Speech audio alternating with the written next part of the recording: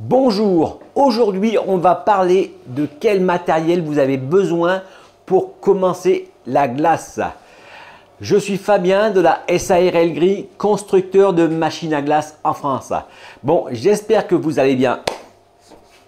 Alors le matériel pour commencer, si on veut faire de la glace, d'accord, vous voulez faire de la crème à glacer, ça peut être à la ferme, ça peut être au camping, ça peut être un peu partout en fait, d'accord, n'importe où. Ce que vous avez besoin, bon c'est sûr déjà vous avez besoin d'une turbine, d'accord. La turbine, bon c'est obligatoire, il va falloir fabriquer la glace et c'est le seul moyen. On ne peut pas mettre son produit au congélateur à l'air muet toutes les 10 minutes.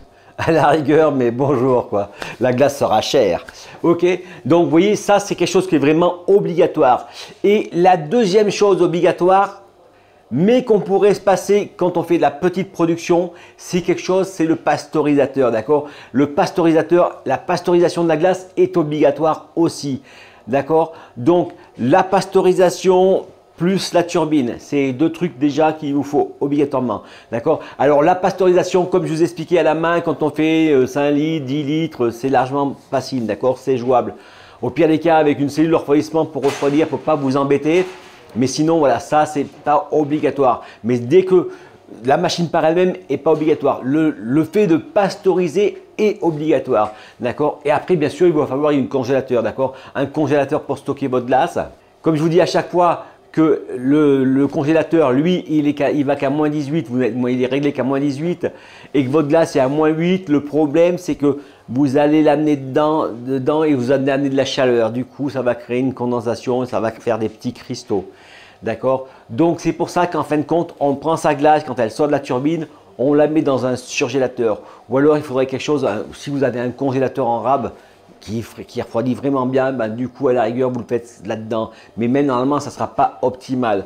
Du coup le fait de le mettre dans le surgélateur, ben, ça va créer une croûte, ça va fermer et après ça va commencer à refroidir à l'intérieur et du coup je vais avoir pas de cristaux, d'accord. C'est voilà, en fin de compte vous avez besoin pasteurisateur, turbine à glace, le mixeur plongeant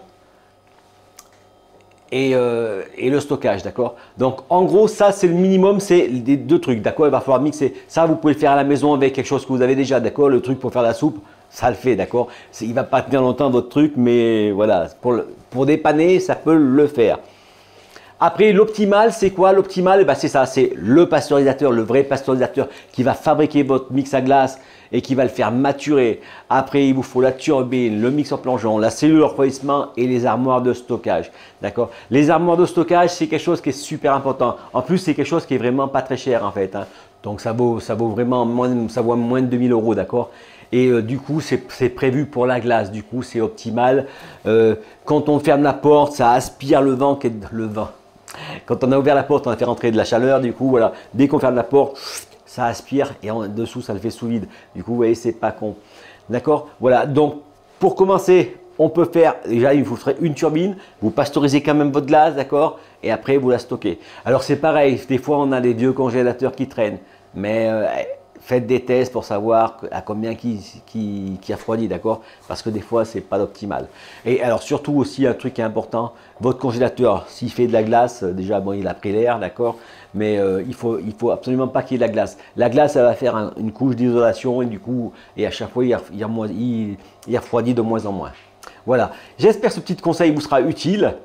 Allez, et ben je vous dis à demain pour une prochaine vidéo. Je vous remercie pour le pouce bleu. Ben, je vous dis pas à demain, je vous dis lundi, d'accord? Je vous dis à lundi pour une prochaine vidéo. Au revoir, merci.